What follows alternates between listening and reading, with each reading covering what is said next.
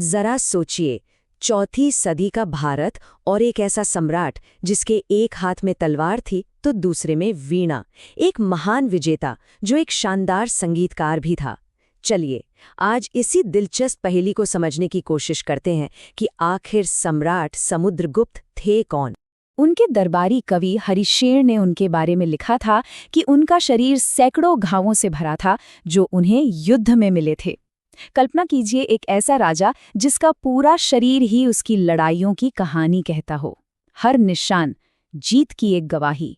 लेकिन कहानी में एक बहुत बड़ा मोड़ आता है उनके सिक्कों से।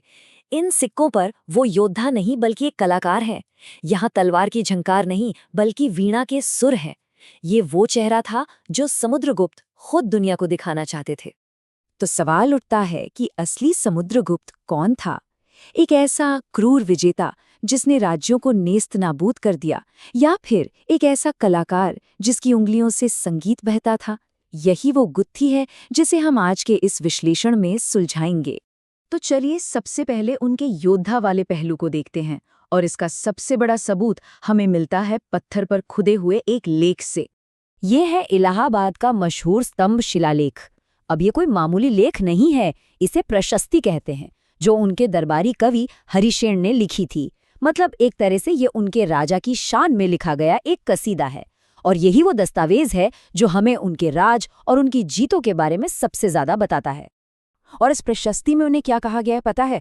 सर्वराज उच्छेदता, यानी सभी राजाओं का संहारक।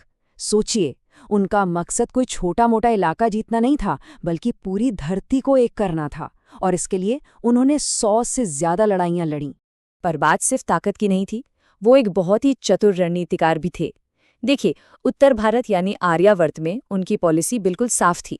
राजाओं को जड़ से उखाड़ो और उनके राज्यों को सीधे गुप्त साम्राज्य में मिला लो।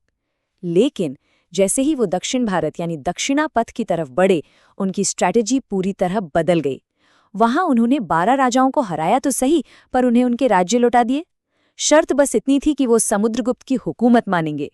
ये सिर्फ जीतना नहीं था, ये था राज करना। तो ये तो हुई उनकी योद्धा वाली छवि की बात, जो पत्थरों पर उकेरी गई है। अब जरा एक दूसरे पहलू को देखते हैं जो हमें मिलता है सोने के सिक्कों पर।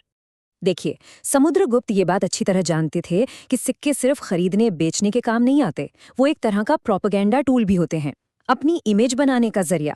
इसीलिए उन्होंने कई तरह के सोने के सिक्के चलाए, और हर सिक्का उनके राज की एक अलग कहानी कहता था।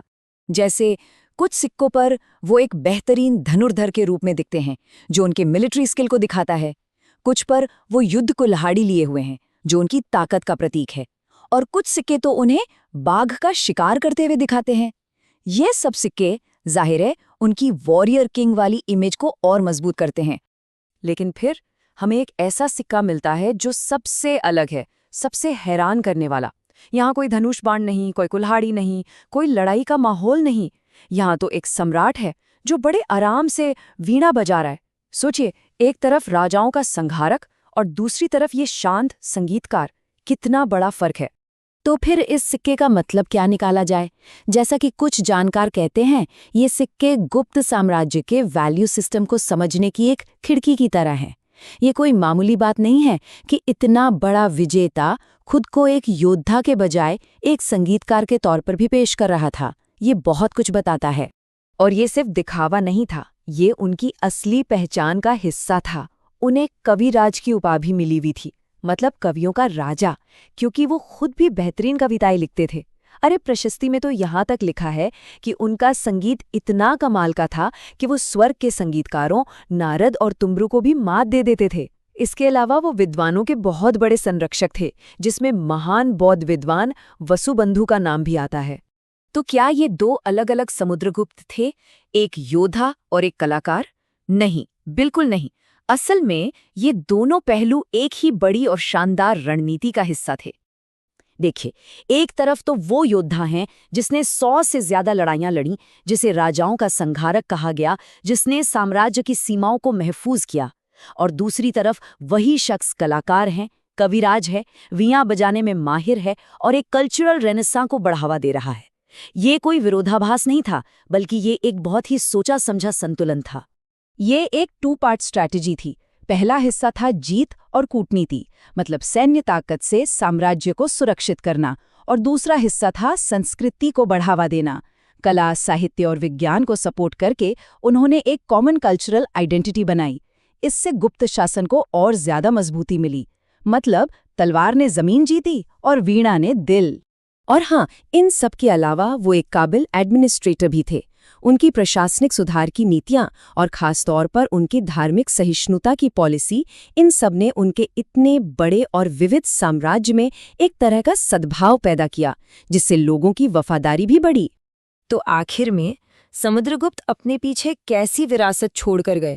उनका सबसे बड़ा कमाल यही था कि उन्होंने मिलिट्री पावर को कल्चरल सोफिस्टिकेशन के साथ जोड़ दिया। उन्होंने सिर्फ एक साम्राज्य नहीं बनाया, बल्कि उन्होंने एक ऐसा माहौल बनाया, एक ऐसी नींव रखी जिस पर आगे चलकर भारतीय सभ्यता का स्वर्ण युग यानी गोल्डन एज खड़ा हुआ। और यहीं पर समुद्रगुप्त की कहानी हमें एक बहुत बड़े सवाल के साथ छोड़ जाती है। क्या एक महान संस्कृति, एक ग्रेट कल्चर, सिर्फ एक महान शक्ति, एक ग्रेट पावर की बुनियाद पर ही पनप सकता है? ये सोचने वाली बात है।